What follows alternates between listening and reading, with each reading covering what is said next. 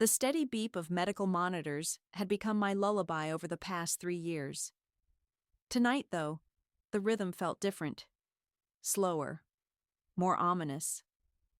I squeezed Nadine's fragile hand as she slept, wondering if this would be our last night together.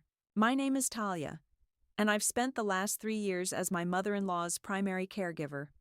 Not exactly the life I'd imagined when I married Chandler, but here I was, watching the moon cast shadows through the bedroom window of the old Victorian house that had been in the Warner family for generations. Talia, dear? Nadine's voice, barely a whisper, startled me from my thoughts. I'm here, I said, leaning closer. Do you need water? She shook her head, her silver hair catching the moonlight. The envelope, in my dresser, top drawer. Bring it. I retrieved the sealed manila envelope she'd been so secretive about lately. She'd made me promise not to open it until the right time, whatever that meant. Keep it safe, she whispered, her blue eyes surprisingly sharp despite her weakened state. And remember what we discussed. Nadine, please don't. Hush now, she interrupted, squeezing my hand with surprising strength. We both know what's coming. Savannah will sweep in here like a hurricane once I'm gone. She always does when there's something to gain. I couldn't argue. My sister-in-law hadn't visited once during her mother's illness, despite living just 2 hours away. The last time she called was Christmas, 6 months ago, and that conversation lasted exactly 4 minutes. I've watched you give up everything, Nadine continued. Your nursing career, your social life, while my own daughter couldn't be bothered to send a get-well card after my surgery. My phone buzzed. A text from Chandler. Working late again. Don't wait up. Nadine noticed my expression. He's just like his father. Good heart, weak spine. She coughed, and I quickly helped her sip some water. But you're made of stronger stuff. The monitor's beeping slowed further. I checked her vitals, my old nursing training kicking in automatically. Promise me something, she said, her voice growing fainter. When they all come running, and they will, don't let them push you around. You've earned your place here. Nadine, please rest. We can talk tomorrow. No, dear. No more tomorrows for me. She smiled weakly. Just remember, sometimes the quietest voice carries the hardest truth. Those were her last words. I sat there for hours, holding her hand, as the monitors gradually slowed to a final, devastating tone. When the hospice nurse arrived to pronounce her death, I was still there, tears streaming down my face. I called Chandler first. He answered on the 4th ring, voice thick with sleep. What's wrong? Your mother, she's gone. A long pause. I'll be home soon. Next came the harder call to Savannah. It went straight to voicemail, as usual. Savannah, it's Talia. Your mother passed away tonight. Please call. The doorbell rang, cutting through the pre-dawn silence like a knife. I wiped my eyes and headed downstairs, expecting the funeral home representatives we'd arranged months ago. Instead, I opened the door to find Savannah standing there, perfectly coiffed in designer clothes, not a hair out of place. Behind her, parked in the circular driveway, was a moving truck. Oh, good. You're still here, she said, brushing past me into the foyer. Her heels clicked against the hardwood floors as she surveyed the room like a real estate agent. I'll need an inventory of Mother's jewelry and any important papers. And you'll want to start packing your things, of course. I stood frozen, still holding the door open, my other hand clutching Nadine's envelope. Savannah turned, raising one perfectly shaped eyebrow. You can leave the key on the kitchen counter when you're done. I'll need the house cleared by Friday. She smiled, all teeth and no warmth. I'm sure you understand. Family matters and all that. I closed the door slowly, feeling the weight of Nadine's envelope in my hand. Oh, I understand perfectly, I whispered to myself. But I don't think you do. Not yet. This vase will look perfect in my downtown condo, Savannah declared, running her finger along the antique crystal that Nadine had cherished for decades. And the silverware set, That's definitely coming with me. I stood in the corner of the living room, watching her catalog items like a shopping spree while her mother's body wasn't even cold. The moving men hovered awkwardly by the door, waiting for instructions. "Where's the key to Mother's jewelry box?" Savannah demanded, turning to me. "I don't have it," I replied quietly. She rolled her eyes. "Of course you do. You were here all the time. Don't tell me you never snooped." The front door opened, and Chandler finally walked in, looking disheveled and uncertain. His eyes darted between us. "Oh, good. You're here," Savannah chirped. "Tell your wife to stop being difficult and hand over Mother's keys." Chandler ran a hand through his hair. "Sav, maybe we should wait a few days? Mom just passed. Exactly why we need to secure her valuables now," Savannah cut him off. "Besides, Talia needs time to pack her things.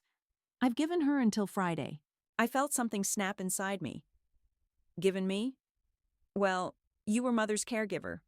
That role is obviously finished now." Savannah pulled out a folded paper from her designer handbag. "I took the liberty of drafting this notice.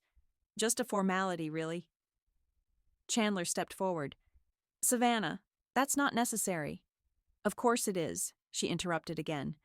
"Mother left everything to me in her will. I'm just being professional about this. I thought about the envelope upstairs, still sealed, still waiting." "Are you sure about that?" Savannah's perfectly plucked eyebrows drew together. "What's that supposed to mean?" "Nothing." I turned to leave the room. "I need to make some calls." "Don't you dare walk away from me." Savannah's voice rose. "I've put up with you playing house here long enough. You're not family. You're the help." Chandler finally found his voice. "That's enough, Sav." "Oh, now you speak up." She whirled on him. "Where was this backbone when Mother needed you? When I needed you? You let your wife take over everything." "Take over?" I couldn't help but laugh. "I gave up my career to care for your mother while you couldn't be bothered to visit." "Where were you during her cancer treatments? Her surgeries? The countless nights she cried because her daughter wouldn't return her calls?" Savannah's face reddened. "I was building my career. Someone had to maintain the family's reputation while you played nurse." "Played nurse?" My voice was ice.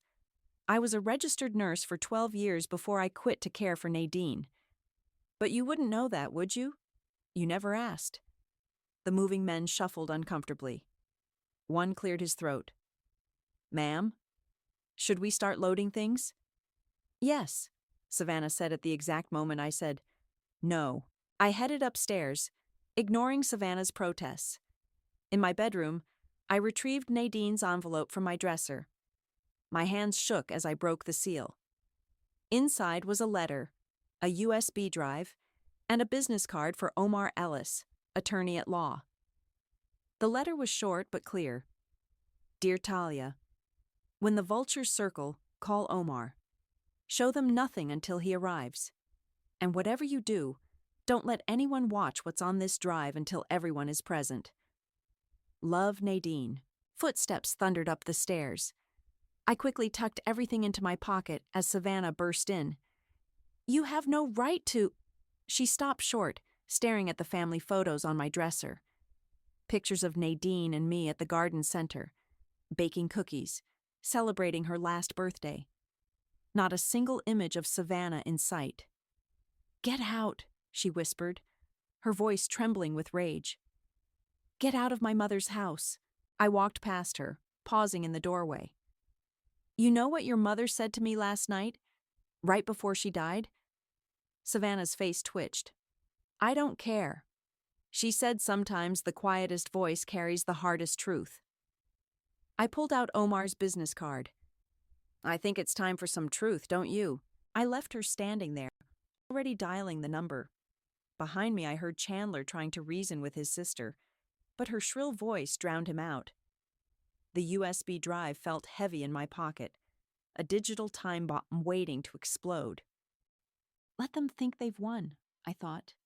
Nadine taught me patience. And revenge, it turns out, is a dish best served with proper legal documentation. Omar's office was exactly what you'd expect from a small-town lawyer. Wood paneling, leather chairs, and the faint smell of coffee. He reviewed the documents spread across his desk, occasionally nodding to himself. "Well," he said finally, looking up at me over his reading glasses. Nadine certainly knew what she was doing. "What do you mean?" He held up the original will. This version, dated 3 years ago, left everything to Savannah. Then he lifted another document. But this one, signed and notarized 6 months ago, names you as the sole beneficiary. My hands trembled in my lap. Everything? The house, the assets, everything. He leaned back, and she made sure it was ironclad, had herself evaluated by 2 different doctors to prove mental competency. The door burst open, and Savannah stormed in, Chandler trailing behind her. "This is ridiculous. I demand to see those documents." Omar didn't flinch. "Please, sit down." "I will not sit down. That woman manipulated my mother when she was weak and confused." "Your mother," Omar interrupted calmly, "was sharp as a tack until the end. I have medical evaluations to prove it. Would you like to see them?" Savannah collapsed into a chair, her face pale. "This isn't possible." "Oh, but it is." Omar pulled out a DVD. "Your mother also left this. She insisted it be played with all parties present." "I have the USB version," I said quietly. "Yes, she mentioned that. But this needs to be witnessed officially." He turned to his computer monitor. "Shall we?" Nadine's face filled the screen, recorded months ago when she was stronger. She sat in her favorite armchair, wearing the blue sweater I'd given her last Christmas. "Hello, my dears," she began.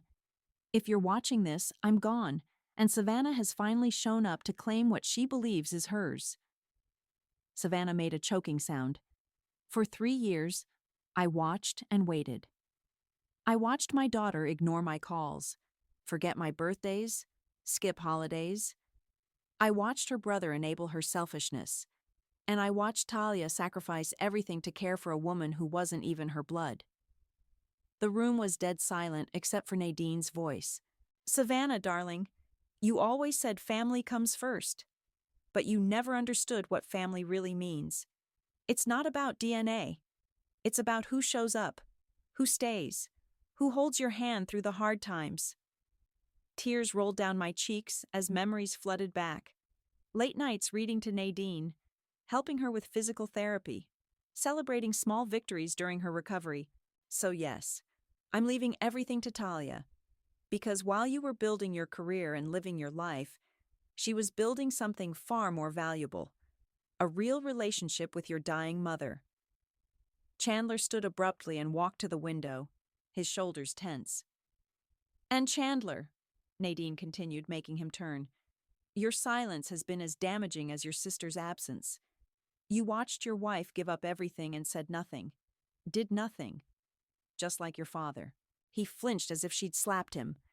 "But there's more," Nadine said, her eyes twinkling.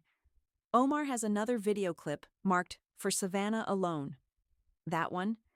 Well, that one might explain why I made my decision when I did." Savannah's head snapped up. "What other clip?" Omar held up a hand. "One thing at a time." The screen went dark, and silence filled the room.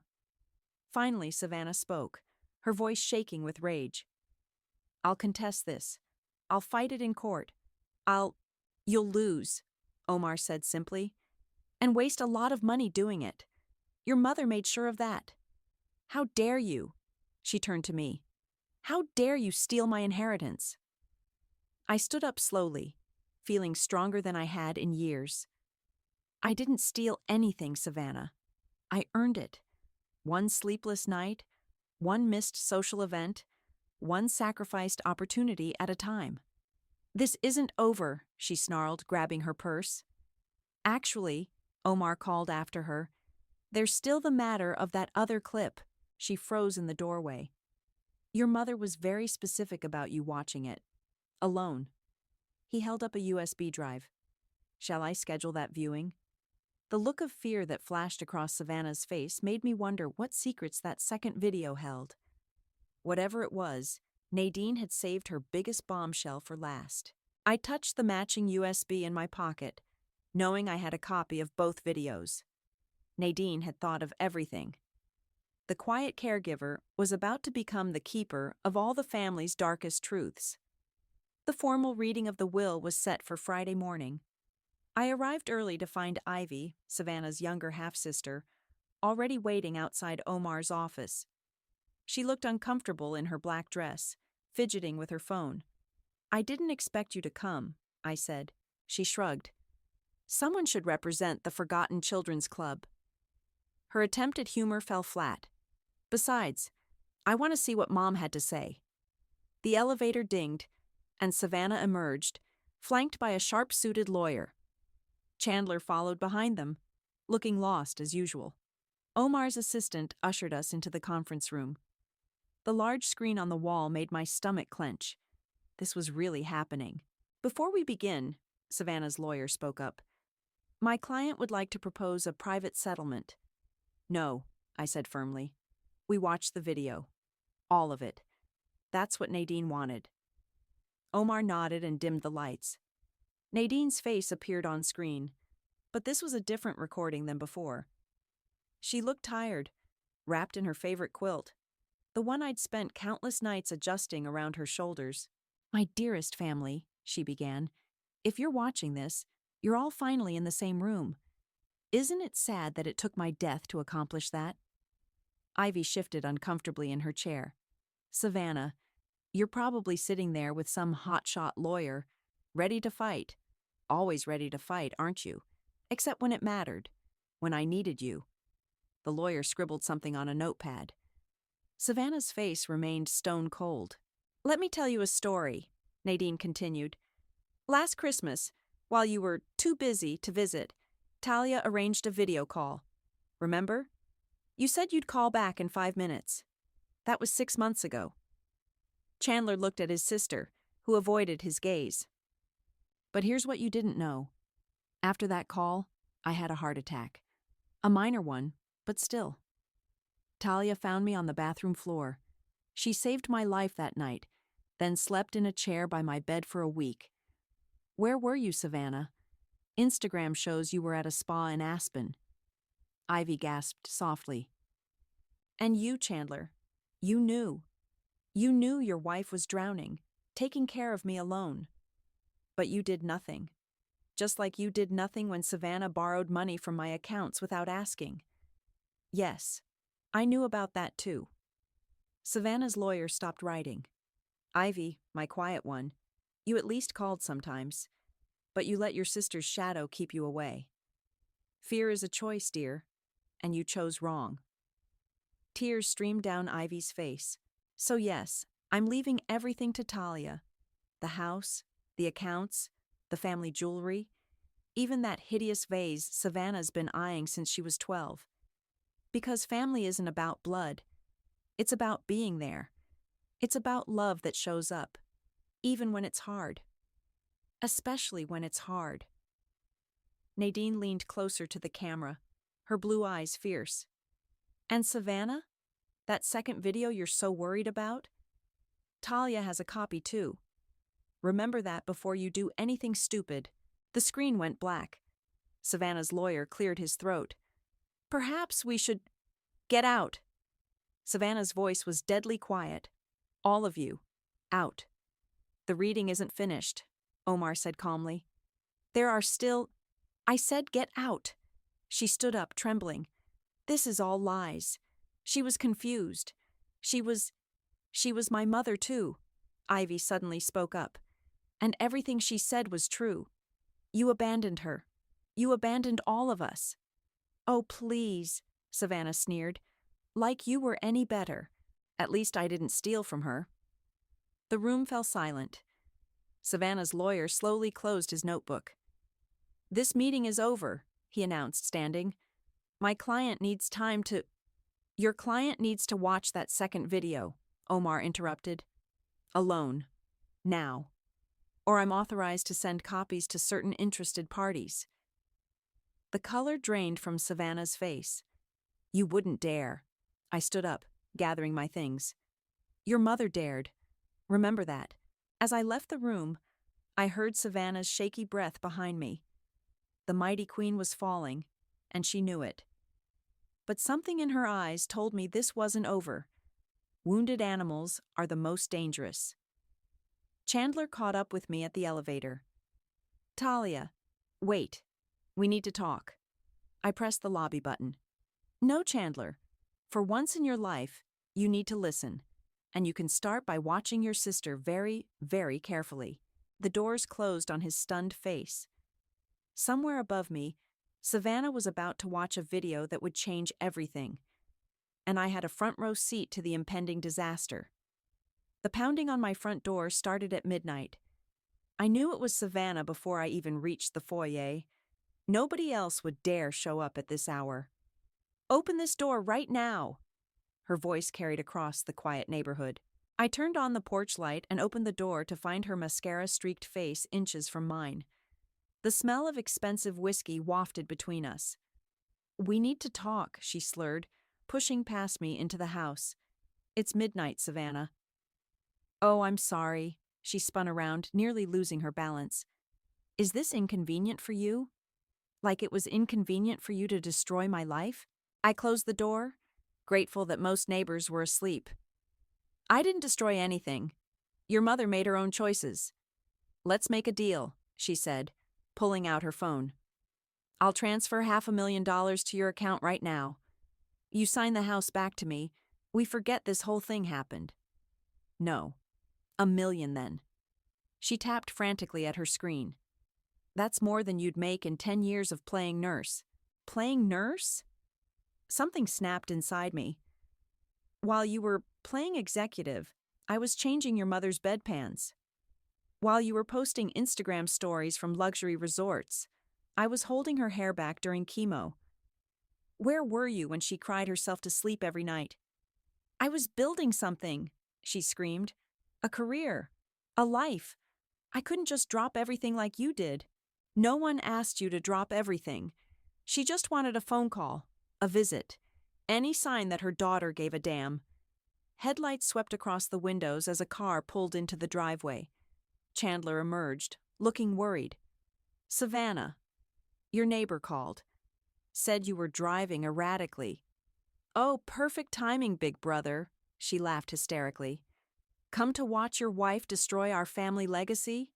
The only thing destroying this family is your greed, I said quietly. And we both know what's on that second video, don't we? Her face went white. You watched it? Not yet, but I will if you force my hand. Chandler stepped between us. What video? What's going on? Tell him, I challenged. Tell him about the money you took. Tell him why Mom changed her will 6 months ago. Shut up! Savannah lunged forward, but Chandler caught her arms. Is it true? He asked. Did you steal from Mom? She owed me. Savannah wrenched free. All those years of perfect grades, perfect behavior, perfect daughter, while you got away with everything. She promised me this house would be mine. And then she watched you abandon her when she needed you most, I said. Savannah's shoulders slumped. I'll give you $2 million. Please. My reputation, my career, I can't lose everything. Your mother lost everything, I replied. Her health, her dignity, her daughter's love. But you know what she never lost? Her integrity. Talia, Chandler started. Maybe we could... No, I cut him off. For once in your life, Chandler, don't try to fix this. Your sister made her choices. Now she gets to live with them. Savannah straightened up, her face hardening. You think you've won? You think this is over? Actually, I do. I pulled out my phone. Because while you've been here threatening me, your sister Ivy has been posting some very interesting family history online. Check your social media. She frantically grabbed her phone, scrolling through notifications. Her face crumpled as she read. No. No, no, no. The truth always comes out, Savannah. Your mother taught me that. She staggered toward the door, Chandler following close behind. At the threshold, she turned back, her voice barely a whisper. You'll regret this. I promise you'll regret this. After they left, I sat in Nadine's favorite chair, running my fingers over the worn armrests. The house felt different now, like it was finally, truly, mine. My phone buzzed with a text from Ivy. Videos going viral. Savannah's firm called an emergency board meeting for tomorrow. You okay? I thought about the second video, still unwatched on my USB drive. Nadine's final weapon, held in reserve. I'm fine, I texted back, but I don't think Savannah will be. Not for a long time. Sometimes revenge doesn't need screaming or violence. Sometimes it just needs patience, truth, and a perfectly timed video release. Nadine would have been proud. The morning news was already running the story when Jennifer, my old nursing colleague, brought coffee over. Local marketing executive accused of elder abuse and theft scrolled across the bottom of the screen. Turn it off, I said, but Jennifer grabbed the remote first. Wait, you need to see this. The reporter stood outside Savannah's office building. Sources say the board of directors called an emergency meeting after videos surfaced showing questionable financial transactions involving Ms. Warner's ailing mother. Oh, God. I sank into the couch. This wasn't supposed to go public. Actually, a voice said from the doorway, it was. Ivy stood there, looking both guilty and defiant. I posted it. All of it. You what? I jumped up. That second video was private. It was proof, Ivy interrupted. Proof of what she did to Mom. To all of us. She pulled out her phone. Look at the comments. We're not the only family she's hurt. Jennifer took the phone, scrolling through responses. Former employees speaking out, other families coming forward. Wow, she really made some enemies. My phone rang. Chandler's number. I let it go to voicemail. He's been calling all morning, Ivy said. Savannah's firm suspended her pending investigation. She's not handling it well. As if on cue, my phone buzzed with a text from an unknown number. You happy now? Just lost my job. My life is ruined. Hope you choke on your victory. What was on that second video? Jennifer asked quietly. I pulled out my laptop. I guess it's time we all found out. The video opened with Nadine sitting in her study, looking directly into the camera. Savannah, if you're watching this, you've already seen the first video. But this is just for you. Remember last September, when you came to borrow money? My hands covered my mouth as Nadine described how Savannah had transferred funds from her accounts, forged signatures on documents, even redirected her medical bills to a fake address so the missed payments wouldn't be noticed. But here's what you didn't know, Nadine continued. I installed security cameras after your first visit. I have footage of everything, every transaction, every lie, every time you thought you were being clever. The video cut to security footage of Savannah at Nadine's desk, riffling through papers, accessing her computer. Jesus, Ivy whispered. I'm sending copies of this evidence to the family lawyer, Nadine's voice continued. If Talia is treated with anything less than complete respect after I'm gone, he'll know what to do with it. The screen went black. We sat in stunned silence until Jennifer spoke. No wonder she was desperate to get the house. The evidence was here all along. My phone rang again. Omar this time. Talia, we have a situation. Savannah's being investigated for financial fraud. The police want to speak with you about your mother-in-law's accounts. I'll be right there. I hung up and turned to Ivy. Why did you post it? Why not let the lawyers handle it? Because I watched her hurt people my entire life, Ivy said firmly. Mom, me, you. Anyone who got in her way. Someone had to stop her. The doorbell rang. Through the window, I saw Chandler standing on the porch, looking exhausted. I can't do this right now, I said. You have to, Jennifer replied. He's still your husband. I opened the door. Chandler didn't wait for an invitation. I'm leaving, he announced. Taking a job on the West Coast. I can't be here anymore. Running away? Ivy asked bitterly. Typical. No, he said quietly. For once, I'm doing the right thing. I failed everyone. Mom, Talia, even you, Ivy. I don't deserve any of this. Chandler, I started, but he held up his hand. You were right, Talia, about everything. I watched from the sidelines while my sister destroyed our family, while you sacrificed everything. I don't know how to live with that. He turned to leave, then paused. The divorce papers will come tomorrow. Don't fight them. You deserve better. After he left, Ivy touched my arm. Are you okay? I watched his car disappear down the street, feeling oddly empty. You know what's strange? I think I've been divorced from him in my heart for years. I just didn't know it until now. Jennifer hugged me tightly. So what happens next? I looked at the house, my house now, and thought about Nadine's final lessons about family, truth, and justice. Next, I smiled slightly. We rebuild, but this time, we do it right.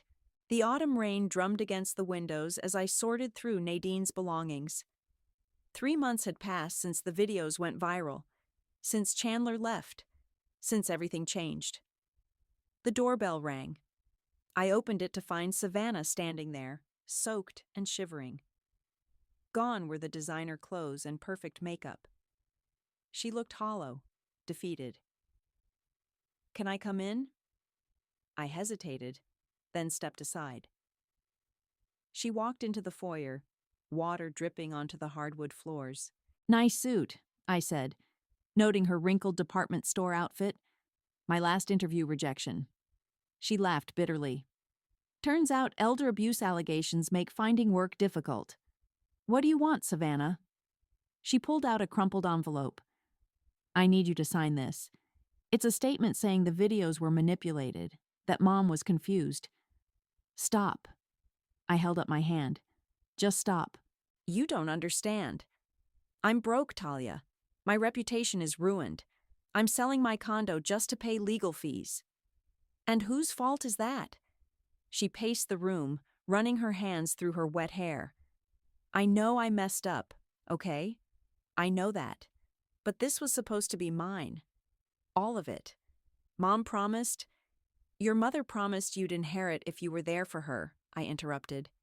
You weren't. I was busy. So was I. My voice echoed through the house. I had a career, friends, a life, but I chose to be here because that's what family does. You're not family, she screamed. You're just some nurse who married my weak brother and wormed her way into my mother's life. The sound of my palms striking her cheek surprised us both. She staggered back, touching her face. I bathed your mother, I said quietly.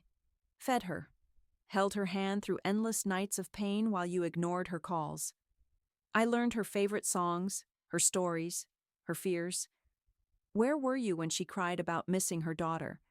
When she begged me to try calling you one more time? Savannah slumped against the wall. I can't lose everything. You already did. You lost it the moment you decided your mother's love was worth less than your ambition. Please, she whispered. I'll do anything. Name your price. I walked to Nadine's favorite chair, running my fingers along the worn fabric. You still don't get it, do you? This isn't about money. It never was. Then what do you want? I want you to understand what you threw away. The moments you'll never get back. The love you rejected. I turned to face her. Your mother died thinking her daughter didn't love her enough to say goodbye. Tears streaked down her face. That's not true. I loved her. Love isn't a feeling, Savannah. It's a choice. It's showing up. It's doing the hard things when they need to be done. I can change, she pleaded. Give me another chance. No. I walked to the door and opened it. You ignored her in life. You don't get to profit from her death. You'll regret this, she hissed, mask of vulnerability falling away. Karma always turns back. Funny thing about karma, I replied. It already did. That's why you're here, begging the help for salvation. She stormed out into the rain. I watched her expensive car, probably one of her last possessions, disappear down the street. The house felt different after she left, lighter somehow. I walked through the rooms, touching things Nadine had loved: her teacup collection, her gardening books, the quilt she'd made for my birthday. In her sewing room, something caught my eye. A small envelope tucked into her old sewing box labeled, "To Talia, open when you need strength." My hands trembled as I reached for it. One last message from the woman who'd become more than a mother-in-law. She'd become my true family. The sound of another car made me look up. Through the window, I saw Ivy parking in the driveway, carrying grocery bags. She'd been coming over more often lately, helping me sort through memories and build something new from the ashes of what was lost. I tucked the envelope into my pocket. Not yet. I wasn't ready for Nadine's final words. For now, it was enough to know they were there, waiting for when I needed them most. "You were right, Nadine," I whispered to the empty room. "Family isn't about blood. It's about choice." The hospice center's halls felt familiar as I walked through them, name badge clipped to my scrubs. Not as a patient's family member this time, but as their new volunteer coordinator. "Talia," Jennifer called from the nurses' station. "Your first orientation group is here." I entered the meeting room to find 5 nervous volunteers waiting. "Welcome to St. Michael's," I began. "I'm Talia, and I know exactly how you're feeling right now." A text buzzed on my phone. Ivy sending a photo of the garden she'd planted in Nadine's memory. The roses were blooming beautifully. After the orientation, Jennifer caught up with me. "Did you hear about Savannah?" "No. What now?" "She's working as a receptionist at some small accounting firm. Quite a fall from marketing executive." I thought about karma, about choices and consequences. Good. Maybe she'll learn something about humility. Oh, and Chandler called the hospital again. Asked if you changed your mind about selling the house. I shook my head. "The house isn't for sale. It's becoming a residential care facility for elderly patients who can't afford private care." Nadine would have loved that. Speaking of Nadine, I pulled out the envelope I'd been carrying for months. "I think it's time." Jennifer squeezed my hand. "Want me to stay?" "No. I need to do this alone." I went to the hospital garden, sat on a bench, and opened Nadine's final message. Inside was a single sheet of paper with a poem. "They say blood is thicker than water, but love is thicker than both. In quiet moments of kindness, true family takes their oath. Even roots severed from blood can still grow into branches of love. You taught me this, dearest Talia, as you lifted me far above. The house is yours, the memories too, but here's what I hope you'll do. Make it a home for others in need. Let my legacy live on through you." Below the poem was a note. "P.S. Check the loose floorboard in my closet. Consider it your bonus for all the overtime you worked." That evening, I found the hidden compartment. Inside was a small box containing Nadine's most precious jewelry and a stack of savings bonds worth nearly $100,000. My phone rang. Omar calling with news. "The paperwork's approved. The house is officially registered as a care facility. But there's something else. Savannah's been asking about volunteering there." "What?" "She says she wants to make amends. Start understanding what you and her mother tried to teach her." I thought about karma again, about redemption and second chances. Tell her she can apply, but she starts at the bottom, just like everyone else. "Are you sure?" "Yes, because that's what Nadine would have done." Later, as I sat in Nadine's chair, my chair now, Ivy brought tea in Nadine's favorite cups. "The first residents move in next week," she said. "Are you ready?" "Actually, I am." I touched the poem in my pocket. "You know what Nadine told me once? She said sometimes the quietest voice carries the hardest truth. But she was wrong about one thing." "What's that?" "Sometimes the quietest voice carries the most powerful love." The doorbell rang. Through the window, I saw Savannah standing there, wearing simple clothes, holding what looked like application papers. Well, Ivy said, looks like karma isn't finished yet. I stood up, straightening my shoulders. No, it isn't. But neither are we. Walking to the door, I felt Nadine's presence all around me, in the creaking floorboards, the familiar walls, the lingering scent of her favorite tea. This house wasn't just a building anymore. It was becoming exactly what she'd hoped. A place where family meant more than blood, where love outweighed ambition, and where even the most broken relationships might find healing. I opened the door to face whatever came next, knowing that sometimes the greatest revenge isn't in destroying your enemies, but in transforming them. And sometimes the greatest victory isn't in winning everything, but in sharing it with those who need it most. Come in, I said to Savannah. We have work to do.